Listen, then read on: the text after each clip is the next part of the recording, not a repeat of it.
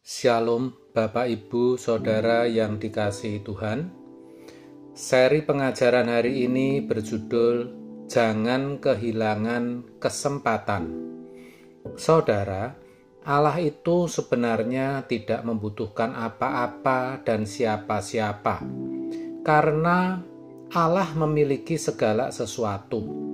Tetapi kalau sampai firman-Nya berkata, "Kasihilah Tuhan Allahmu dengan segenap hatimu, dengan segenap jiwamu, dan dengan segenap akal budimu." Itulah hukum yang terutama dan yang pertama. Matius 22 ayat 37. Itu berarti di balik kalimat ini, Tuhan membuka ruangan yang tidak terbatas, di mana kita bisa masuk ke dalamnya dan menemukan kekayaan Allah yang tidak terbatas. Allah itu kaya, dan kekayaannya melampaui apa yang dapat kita pikirkan. Namun, kalau Allah membuka diri untuk mau menikmati kita, ini berarti Allah mau, Allah berkenan, seakan-akan membutuhkan sesuatu, dan sesuatu itu adalah cinta kita, kasih kita. Ini luar biasa. Betapa berharganya hal ini bagi kita. Maka kalau kita masih merasa ada sesuatu yang lebih berharga daripada Tuhan, berarti kita belum mengenal Allah secara benar.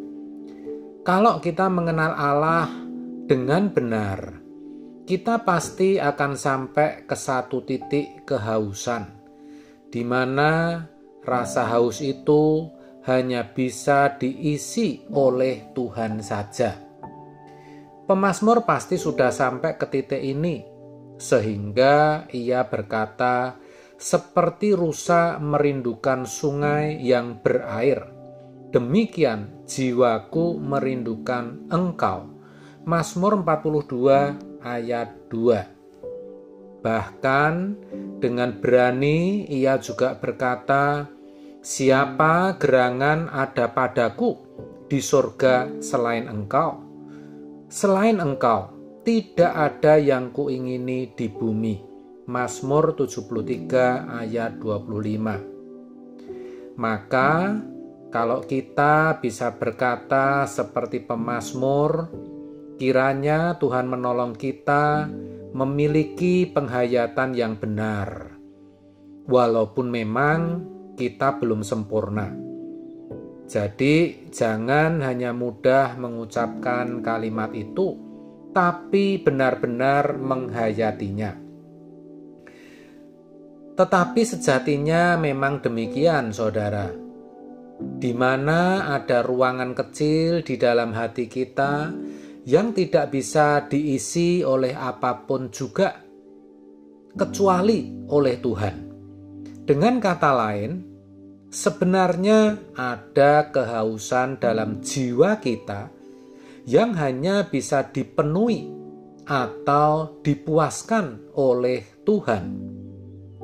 Dan ini hanya akan dialami orang yang sudah belajar menjalani hidup dengan meneguk berbagai kesenangan, dan yang akhirnya dia bisa berkata, "Ternyata hanya Tuhan yang bisa memuaskan jiwaku."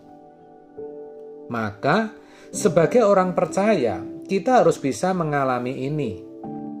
Kalau kita mencintai Tuhan, cinta kita tidak akan bertepuk sebelah tangan, saudara, karena Tuhan yang membuka diri dan berkata, "Kasihilah Tuhan Allahmu." Tentu Dia akan menyambut cinta kita, karena memang itu yang Dia kehendaki. Sebaliknya, kalau sampai hidup kita masih dipenuhi dengan berbagai keinginan, berbagai selera, sampai kita tidak memiliki keinginan terhadap Tuhan, Apalagi kalau umur kita sudah 70, 80 tahun. Itu mengerikan, saudara. Karena akan lebih sukar lagi untuk mencintai Tuhan. Dan kemudian sampai lewat waktu, akhirnya kita kehilangan satu-satunya kesempatan yang sangat berharga ini selama-lamanya. Jangan sampai kita menjadi seperti orang kaya di Lukas 16 ayat 24 yang berkata, "Bapak Abraham, kasihanilah aku. Suruhlah Lazarus supaya ia mencelupkan ujung jarinya ke dalam air dan menyejukkan lidahku. Sebab aku sangat kesakitan dalam nyala api ini." Saudara, walaupun setetes, tetapi dia sudah kehilangan kesempatan.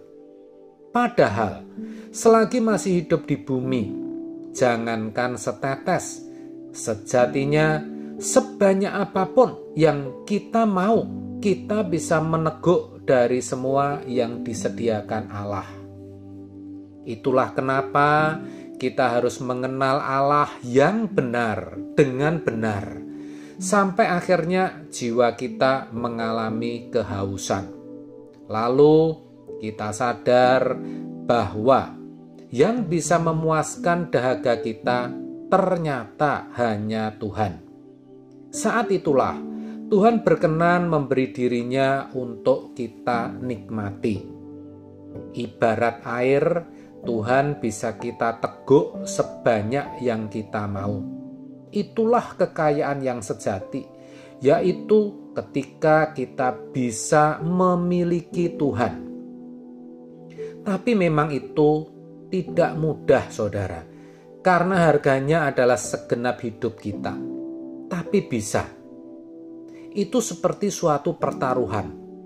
Pertaruhan di mana bukan Allah yang harus memenuhi pertaruhan itu, tapi kita yang harus mempertaruhkan segenap hati, segenap jiwa, dan segenap kekuatan kita. Kita itu, saudara, harus mencintai Tuhan 100% atau tidak sama sekali. Cinta kita kepadanya sama sekali tidak boleh terbagi. Maka difirmankan, kamu tidak dapat mengabdi kepada dua tuan. Masalahnya, banyak orang Kristen yang tidak serius lalu berkata, masa sebagai manusia kita tidak boleh punya kesenangan? Ajaran kok ekstrim seperti itu? Ya, itu kan Tuhan sendiri yang bicara, yang berkata kamu tak dapat mengabdi kepada dua tuan. Matius 6 ayat 24. Jadi, mengabdi kepada Tuhan saja itu harus sudah dimulai sejak di bumi ini. Ketika kita masih memiliki kesempatan, memiliki apapun dan siapapun, kita tetap memilih untuk memiliki Tuhan saja. Begitu, saudara. Itu artinya 100% perhatian kita harus kita arahkan hanya kepadanya. Segenap hati, segenap jiwa, segenap akal budi, itulah bagian kita. Kita yang harus mengelola hati, jiwa, dan akal budi kita dengan benar. Dan itulah yang akan membuat kita sampai di surga. Dan di sana tentu kita sudah akan memiliki Dia. Jadi mari saudara, jangan kehilangan kesempatan, miliki tekad yang bulat. Roh Kudus akan menuntun. Amin. Tuhan Yesus memberkati.